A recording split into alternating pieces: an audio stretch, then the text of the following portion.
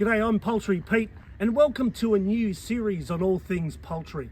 Humans have been keeping poultry for millennia, and in the last couple of centuries have managed to hone and fine-tune some remarkable characteristics. And every now and again, something genetically unusual will pop up in the mix. Well, today we're going to look at some of those unusual, rather weird characteristics that occasionally occur in the gene pool.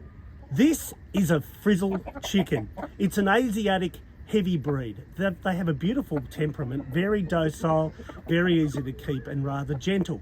But you'll notice something unusual about this breed. Well, they look like they've put their beak in an electric socket, the wind has changed and they've stayed that way. This is due to what's called a mutation or a genetic copy error or abnormality in their genes. They actually carry two sets of genes, one's for normal flat feathering and a rather dominant one for frizzle feathering.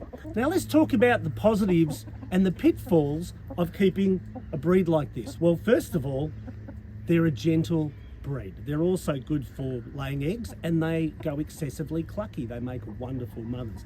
But there's a genetic term called pleiotropic. So this mutation is kind of cute. All the feathers curl toward the bird's head. And it does confer some advantage on the chicken. Apparently, they're good in hot climates. They don't get too hot. And there's a way of the heat escaping from their feathers. But the pitfall is many mutations are pleiotropic, which means that they cause other issues anatomically in the bird, genetically in the bird. Things like an enlarged heart can be a problem that is associated with that copy error. Things like a high metabolic rate. So it's worth bearing in mind that when you have a chicken like this, you can't always trust that a mutation is going to be a great thing. However, I recommend them. They're a beautiful breed and they're very, very gentle.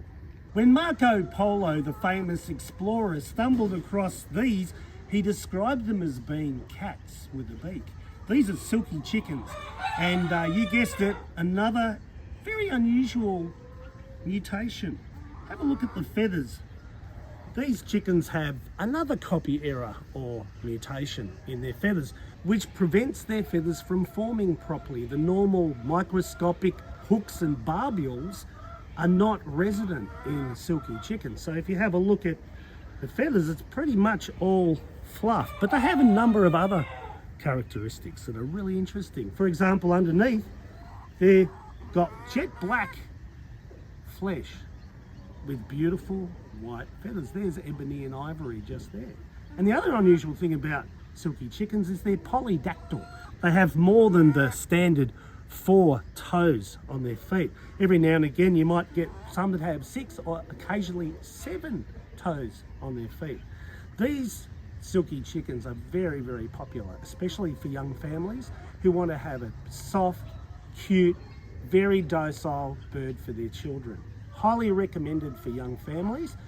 The only problem though is that because of their crest or headgear, sometimes they can't see and their vision is obscured, and they will be the first breed that's vulnerable to an eagle, a hawk, next door's dog, or even a fox. Silkies cope well with close confinement. They don't need a big range, a big area to enjoy life, and they are perfect for the backyard.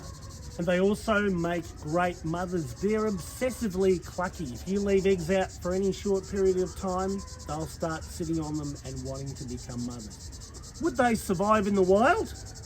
Probably not. It would be very hard to get off the ground to get away from predators.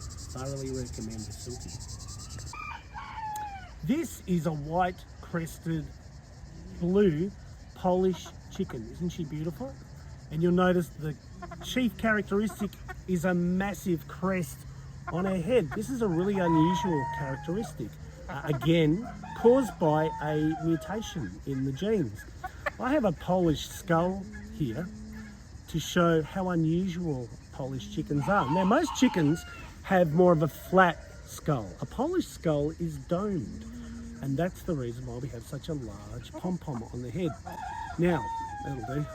Cool. That'll do for the moment. It's got to rethink. No, nice, that was good. Okay. I'll do the next bit. Charles Darwin, the famous evolutionist, actually kept these in his backyard because he was particularly curious about this domed skull that the Polish chicken had. What's interesting is that the ones that have the biggest pom-poms can have the greatest problems. If you have a closer look at the skull, you'll notice there's some little holes or perforations in the skull itself.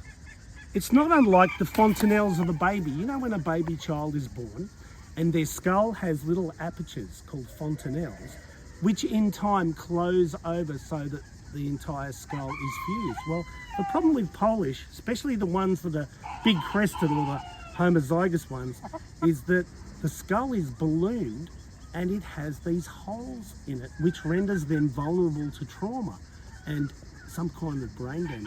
This is kind of an example of humans trying to breed for bigger and bigger. While it looks beautiful, an overly sized crest is probably not best for the bird.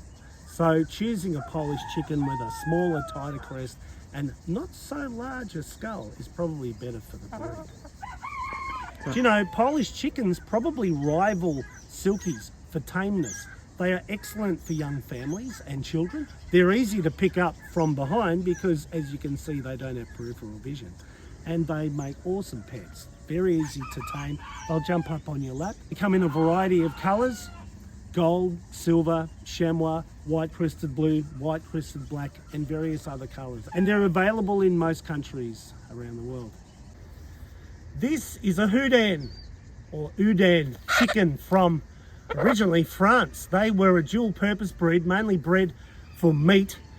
Very popular a couple of hundred years ago in France, in the town of Houdan.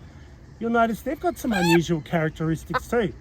They've got a comb that's like the leaves of an open book, a duplex comb. And they've also got polydactyl or 5 toes, a little bit like the Silkie. This is another lovely docile breed, easy to keep for families. They lay reasonably well, but the main characteristic is they just like affection. Thoroughly recommend Houdans as well. There's plenty of those available around now. They used to be very rare. They almost died out in our country, but they can be located and sourced throughout the world as well. So there you have it. 4 beautiful breeds with rather odd, unusual, or even weird characteristics. Each have their positives and they also can have their pitfalls too, but they're very much worth keeping. Thoroughly recommend those beautiful breeds. I'm Poultry Pete. Like and subscribe.